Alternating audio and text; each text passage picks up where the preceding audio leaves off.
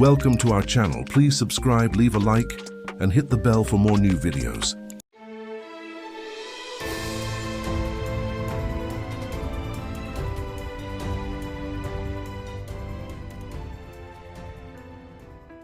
There was once a man whose life had been shaped entirely by music.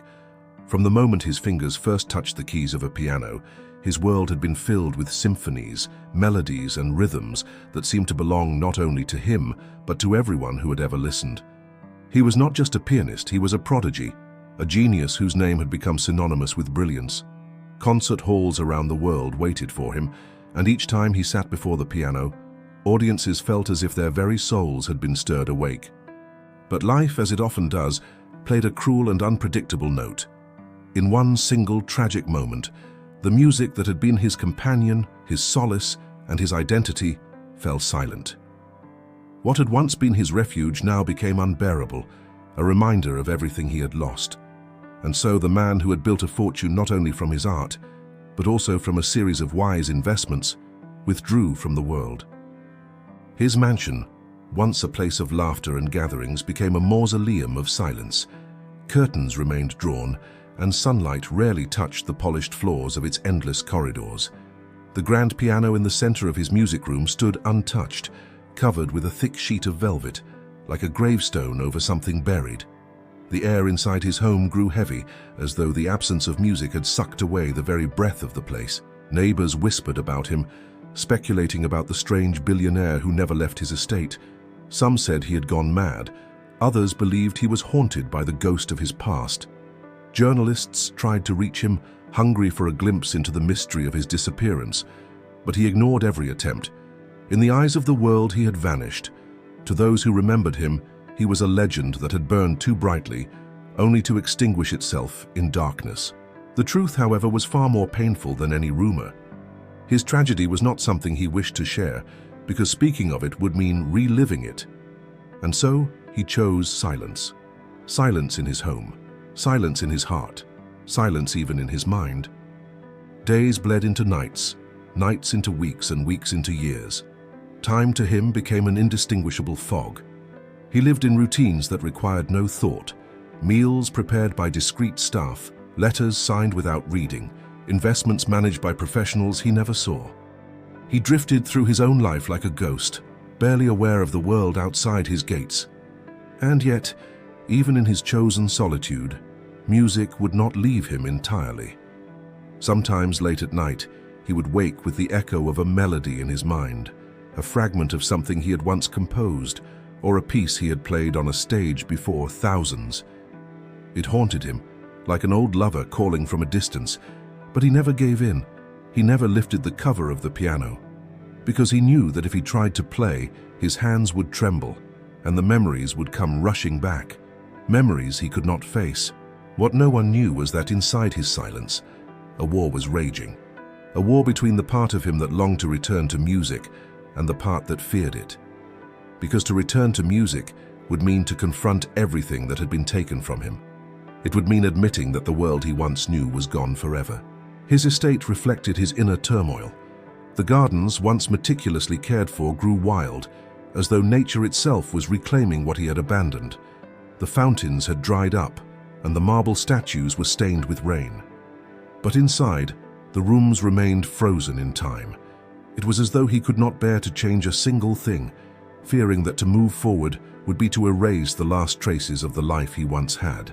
Visitors were few and far between.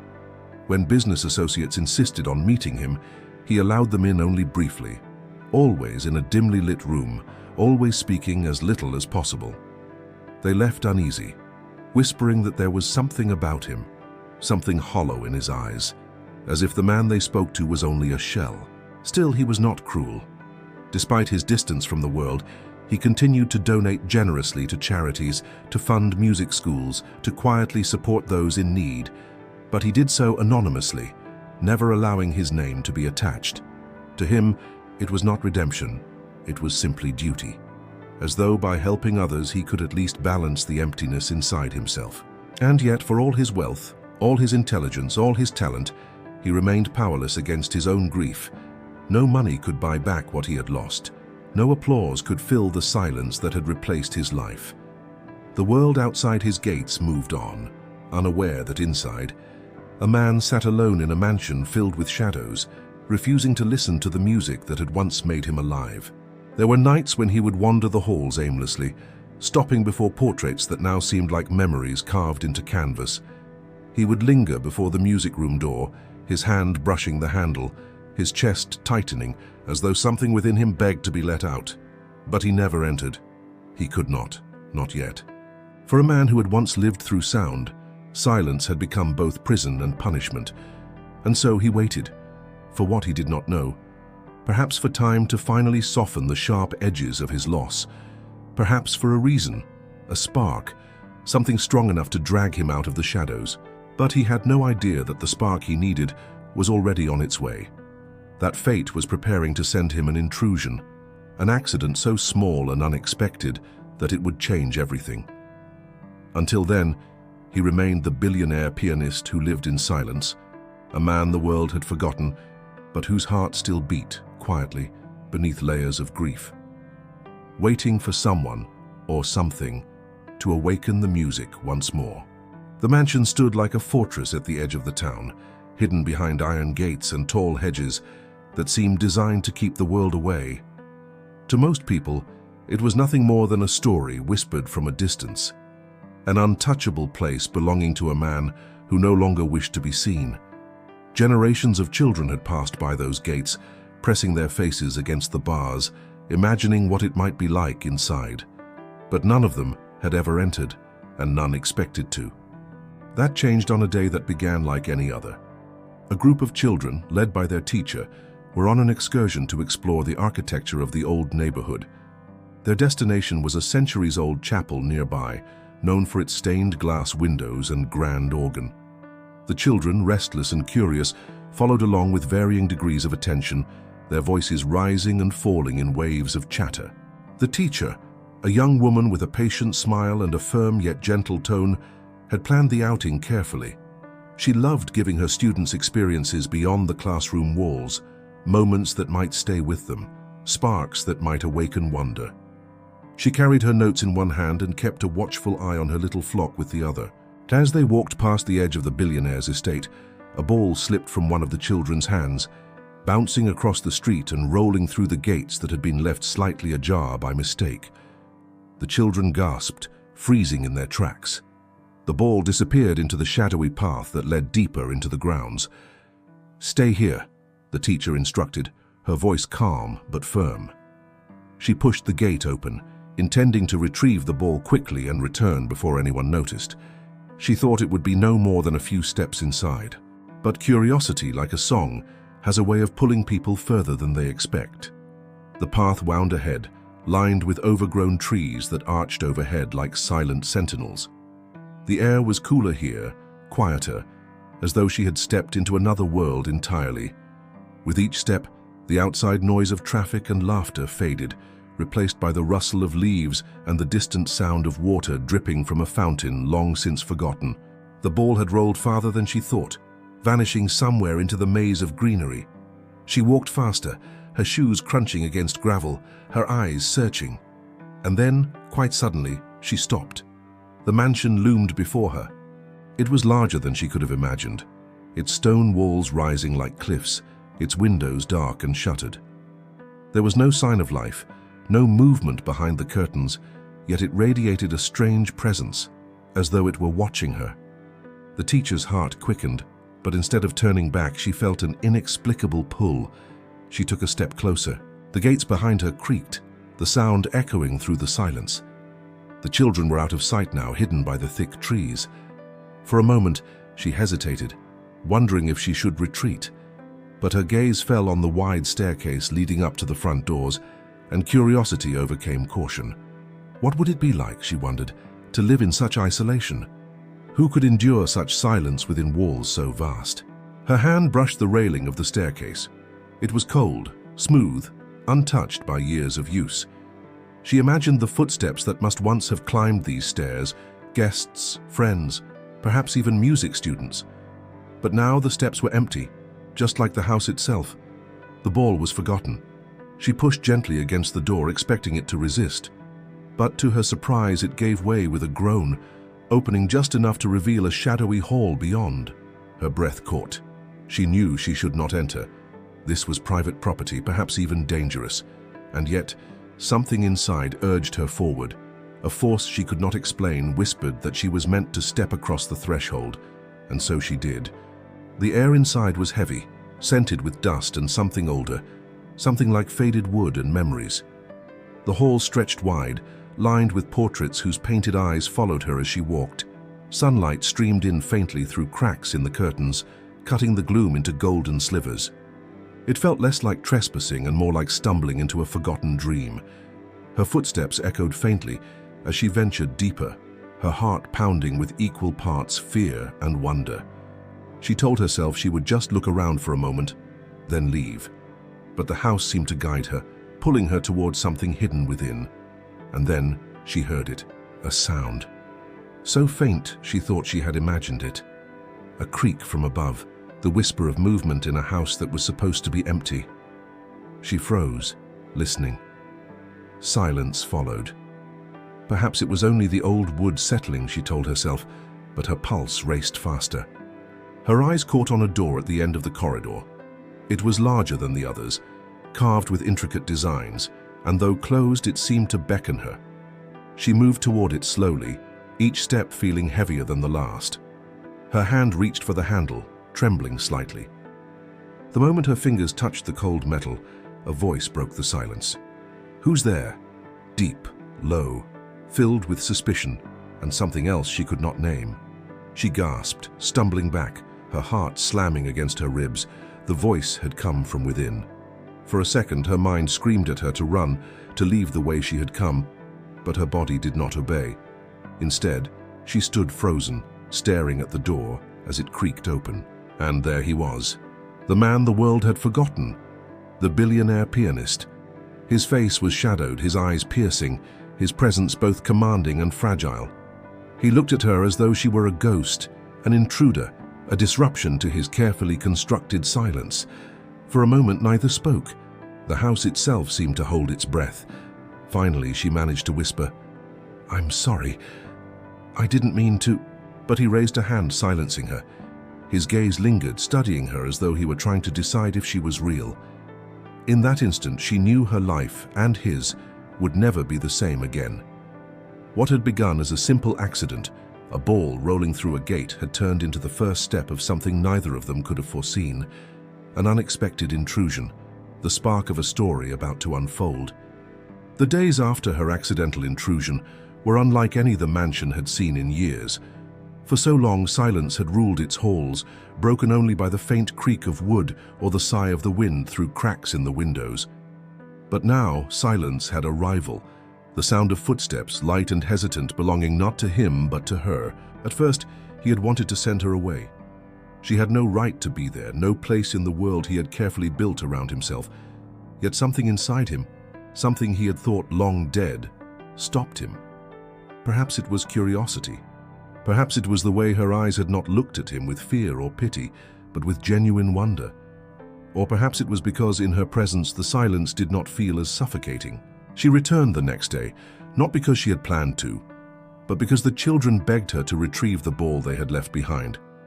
She could have gone alone, quickly, but instead she lingered. And when he saw her again, standing uncertainly at the edge of his hall, he did not send her away. He allowed her presence.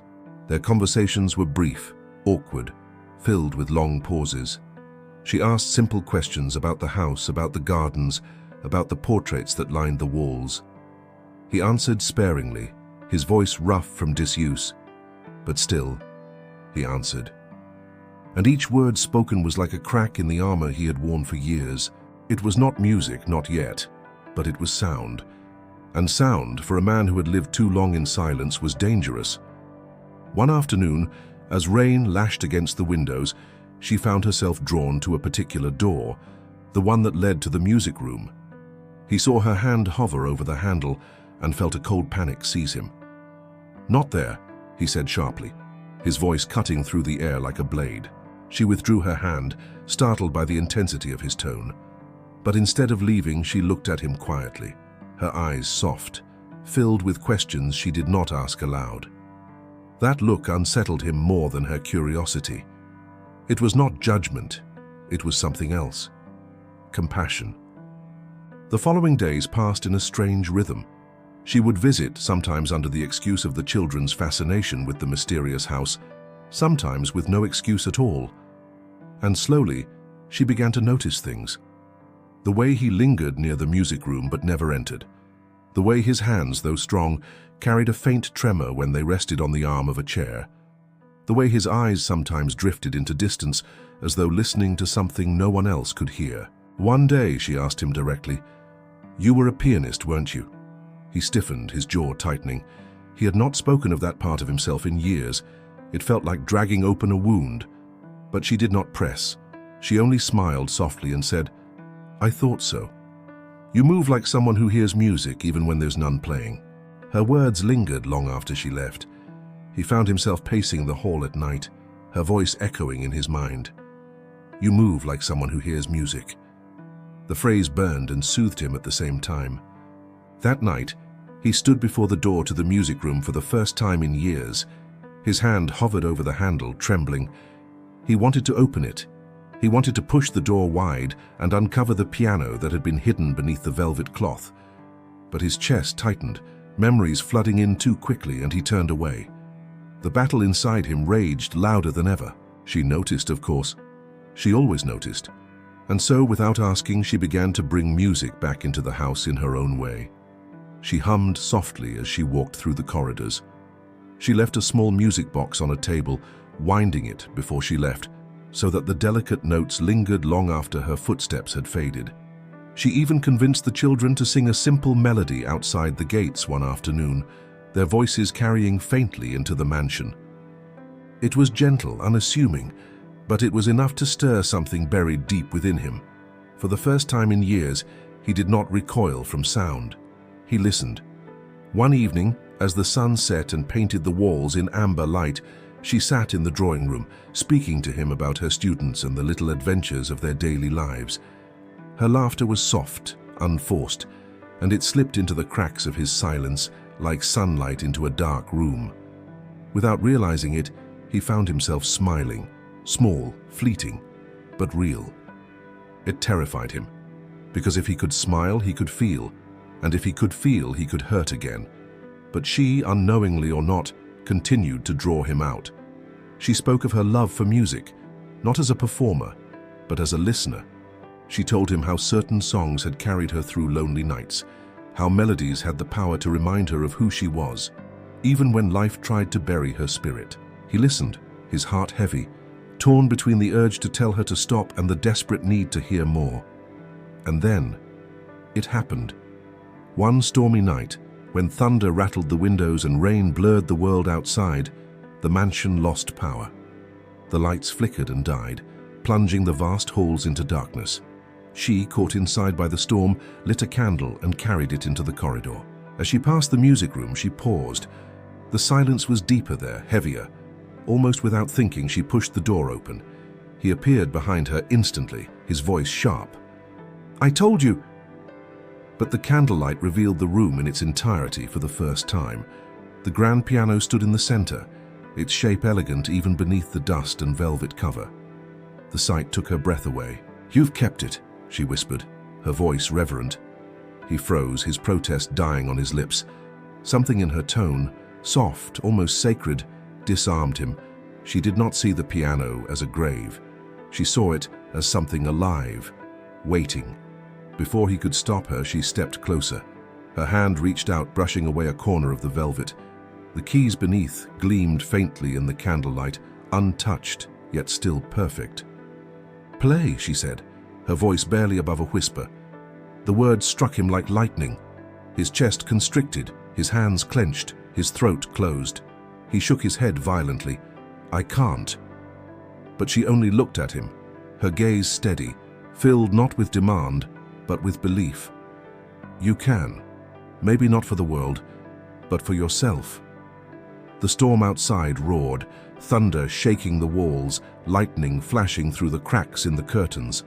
And inside, a different storm raged, a storm of fear, grief, longing, and hope. For a long moment, he stood frozen. Then slowly, as though pulled by an invisible force, he stepped forward. His hand reached out, trembling, and lifted the rest of the velvet cloth away. Dust swirled in the candlelight, but beneath it, the piano gleamed, untouched, eternal, waiting. His fingers hovered above the keys. He did not press them, not yet. But for the first time in years, his hands remembered what it felt like to want to, and that was enough. The silence that had ruled his life cracked. Not completely, not yet, but a melody stirred faintly within him, fragile and hesitant, waiting to be born again. Because of her, because of the unexpected intrusion that had awakened forgotten melodies. When music began to stir again within the mansion, it was not through the thunderous return of grand symphonies or the flawless execution of masterpieces. No, the return was quiet, hesitant, like the first light of dawn breaking through long shadows.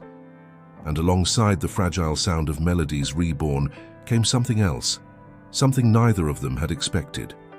The gentle lessons of the heart. He had spent years believing that his heart was beyond repair.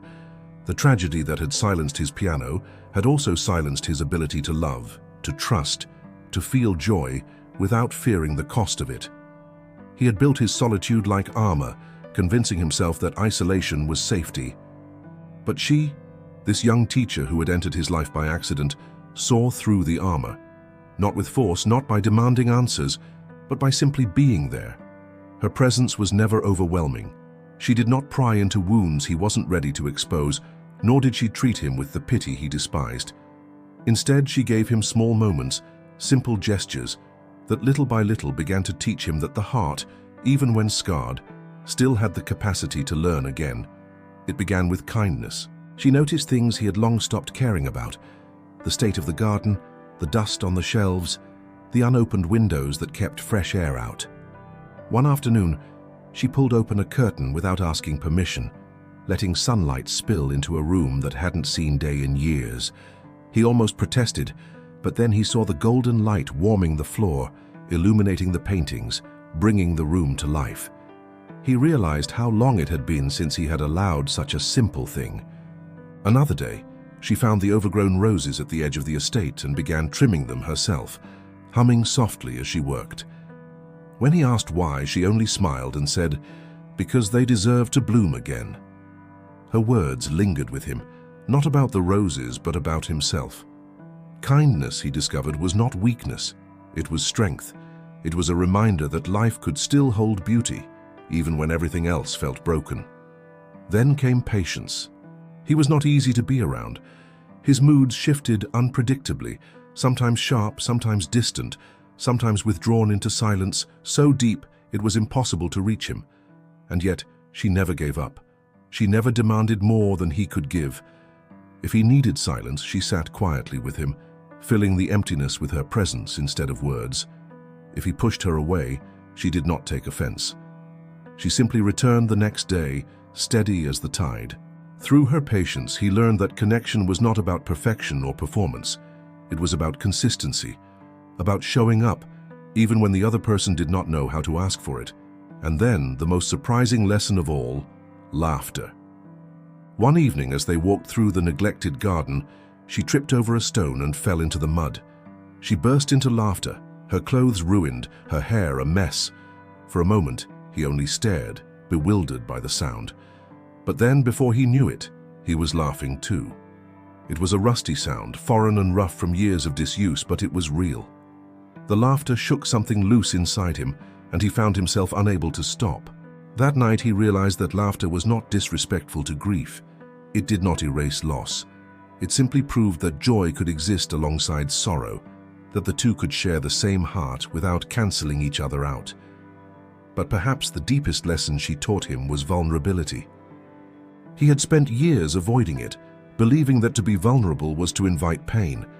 But she showed him that vulnerability was not weakness, it was courage.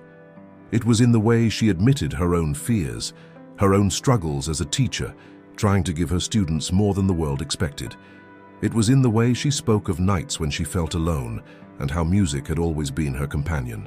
Her honesty gave him permission to speak of his own wounds, not all at once, not in detail, but in fragments. One evening, as they sat by the fireplace, he whispered something he had never spoken aloud. "I'm afraid that if I play again, I'll lose everything all over." She did not argue. She did not dismiss his fear. She only placed her hand over his, warm and steady, and said, "Then don't play for what you lost. Play for what you still have." Those words sank deep into him, echoing long after the fire died down. Day by day, moment by moment, she was teaching him lessons he had not expected to learn again. That healing was not a sudden miracle, but a slow, patient unfolding. That hearts, no matter how scarred, still had the capacity to feel. That love was not about replacing what was lost, but about creating something new in its place. He began to notice her in ways he hadn't before. The way her eyes lit up when she spoke about her students, the way she tilted her head when she was curious, the way her laughter always seemed to make the walls feel less heavy. He found himself waiting for her visits, anticipating the sound of her footsteps echoing through the hall, and she, though she never said it aloud, began to notice changes in him too. The way his voice grew steadier with each conversation, the way he opened the curtains before she arrived, letting the light in, the way he lingered by the piano, not touching it yet, but no longer fleeing from it. They were small changes, almost imperceptible, but they were signs of life, signs of love, even if neither of them dared to name it yet. The mansion itself seemed to respond. Rooms once cloaked in shadow now breathed with light. The gardens, though still wild, began to show signs of care. Even the air inside felt different, less suffocating, more alive. And through it all, the piano waited. It had become a symbol between them, unspoken but always present. She never pushed him, never demanded he play. But each time she glanced at it, her eyes carried quiet encouragement, as though she believed without doubt that one day he would. The lessons continued, unfolding gently, weaving music and love together in ways neither had expected. He was learning to let go of fear. She was learning that love could grow in the unlikeliest of places. Together, without realizing it, they were composing something new. Not a piece of music, not yet, but a symphony of second chances, written not with notes on a page, but with kindness, patience, laughter, and trust. The gentle lessons of the heart. The day he finally touched the piano again was not planned. It was not marked by ceremony, nor was it witnessed by an audience waiting for brilliance. It happened quietly, in the stillness of a late afternoon, with only her there to see. For weeks, perhaps months, the piano had been an unspoken presence between them. She never forced him toward it, never asked him outright to play. But her belief in him lingered in the air, subtle but constant, like the warmth of sunlight through a window. She had shown him kindness, patience, and trust, and in return his defenses had weakened little by little until something inside him longed for release. That afternoon, as rain tapped softly against the glass, they found themselves in the music room again. She had lit a fire, its glow reflecting off the polished wood and casting dancing shadows across the walls. She spoke quietly, telling him a story about her students learning to sing, how their voices cracked and faltered but still carried joy. He listened, her words weaving a gentle rhythm that seemed to match the steady beat of his heart. His gaze drifted to the piano. It stood uncovered now, its surface gleaming faintly in the firelight. For the first time in years, it no longer felt like a grave. It felt like an invitation. Without speaking, he moved toward it. She fell silent, watching as he lowered himself onto the bench. His hands hovered above the keys, trembling, not from age or weakness, but from the weight of memory. His breath caught as he touched a single note, soft and tentative. The sound rang out, pure and haunting, filling the silence like a voice breaking through years of silence. Her eyes widened, but she did not speak. She knew this moment was fragile, sacred. Another note followed, then another. Slowly, haltingly, he began to play. At first, the melody was fractured, uncertain, as though the piano itself had forgotten the touch of his hands. But then something shifted. His fingers, once hesitant, began to move with growing confidence, recalling the muscle memory that had been buried but never erased. The music rose, filling the room, spilling into the halls, wrapping itself around them both. It was not a polished performance.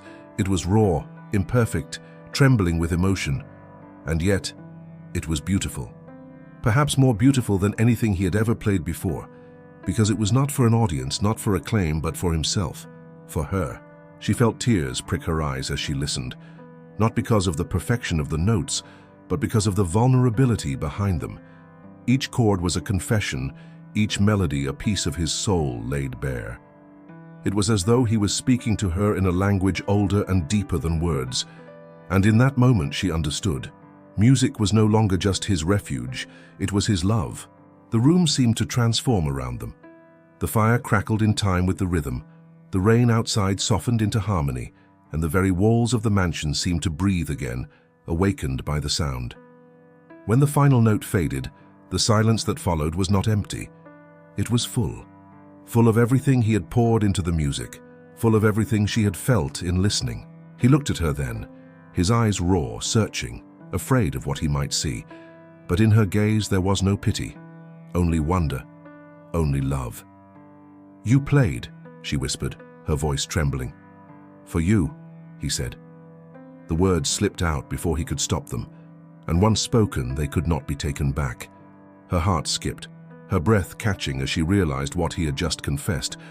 Not only that he had returned to music, but that he had returned because of her, because she had awakened something he thought was gone forever. In the days that followed, music became their language. He played more often, sometimes hesitant, sometimes bold, always with her nearby.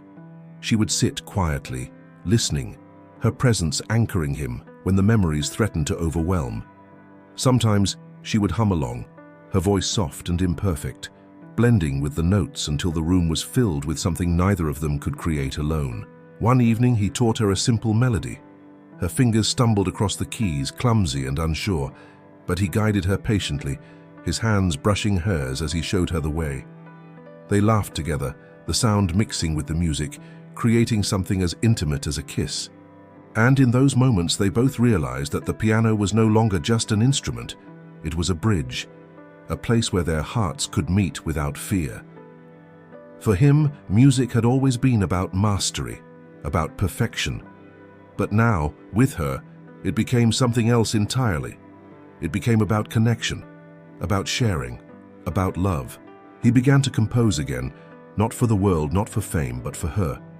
Short pieces, tender and unpolished, like love letters written in melody. He never named them, but she knew they were hers. Each one carried something of their story, the hesitation of their first meeting, the patience of their growing bond, the laughter in the garden, the firelight in the music room. She too found herself changed. She had entered his mansion as a teacher guiding children, but she had become a student of something far deeper. He taught her not only about music, but about listening, with her ears, with her heart. He showed her that love was not about grand declarations or flawless moments, but about being present, about sharing silence and sound alike.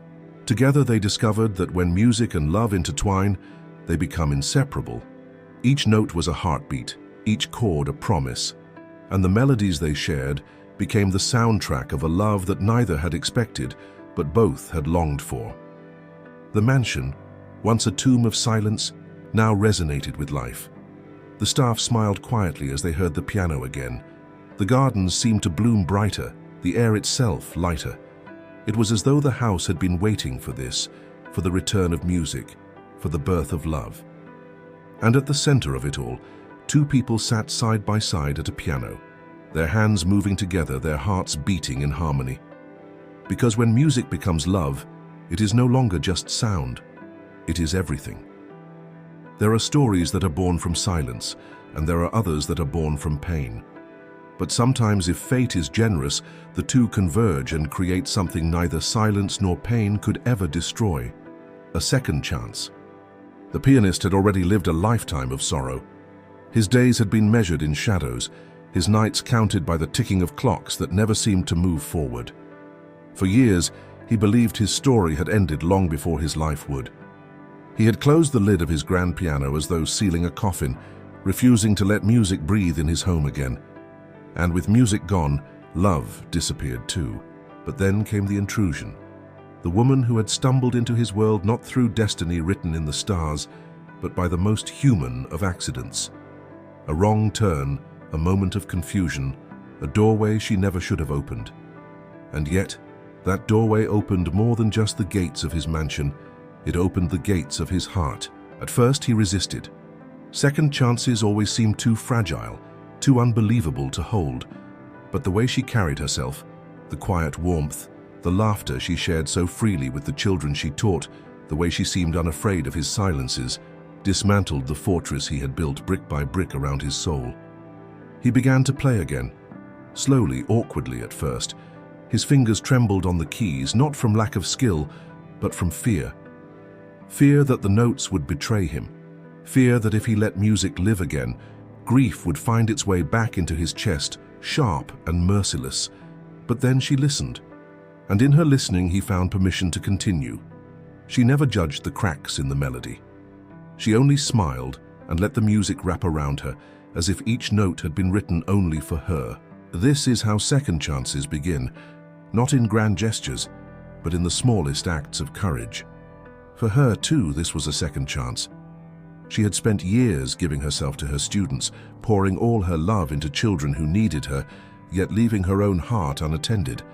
Love to her had been a dream postponed, an unfinished page in a book she thought she might never get to read. But here, in the presence of a man who had once turned away from the world, she felt her own heart awaken. They healed each other in ways words could never describe. She gave him laughter, the kind that filled rooms like sunlight spilling through windows long shut. He gave her music, the kind that spoke the words no language could capture. Together, they built a rhythm. Not the wild rhythm of youth, nor the desperate rhythm of those afraid of time, but a patient rhythm, steady, trusting, infinite. One evening as the dusk fell and the sky turned violet, he played for her a melody he had written in secret. It was unlike anything he had composed before. It had no sorrow, no grief. It was a song of gratitude. Each note carried a thank you, for her intrusion, for her patience, for her willingness to see him not as he had been, but as he could still become. She wept as she listened, not from sadness, but because she had never known what it meant to be so deeply understood without a single word spoken. That night she asked him a question, not with her voice but with her eyes. Could this last? Could love, born from so much brokenness, survive the weight of reality? He answered, not with words, but by taking her hand and guiding it to the keys beside his. Together they played a clumsy duet. It was imperfect, uneven, full of pauses where they had to glance at each other to find the rhythm again. And yet, in its imperfection, it was beautiful, because it was theirs. And isn't that what love truly is? A duet of second chances, full of missed notes and unexpected harmonies, yet made sacred by the act of creating it together. Days became weeks, weeks became months. The mansion, once a tomb, now echoed with life. The laughter of children returned, not because they wandered in by mistake, but because he invited them. He opened his doors, offering music lessons in the very halls that had once been silent. She was there by his side, helping him teach, watching him give not only his talent but his heart to those who reminded him of the life he almost lost. And every evening, when the lessons were done and the halls quieted, he would play just for her. She would sit nearby, sometimes closing her eyes, sometimes watching him with the quiet awe of someone who knows they are witnessing a miracle. A man who thought his life was over had found it beginning again. A woman who thought love had passed her by had found it waiting in the most unexpected place. They became a symphony, not the polished, flawless kind performed on grand stages, but the real kind, born of vulnerability, forgiveness, and hope. Because second chances are never perfect. They are fragile, tender, easily broken if not cherished. But when two hearts choose to hold on to them, when they dare to believe that life can be rewritten, second chances become stronger than first ones ever could. And so their story was not about tragedy, nor even about music. It was about what happens when silence gives way to song, when grief gives way to love, and when two people, against all odds, dare to believe in a symphony of second chances.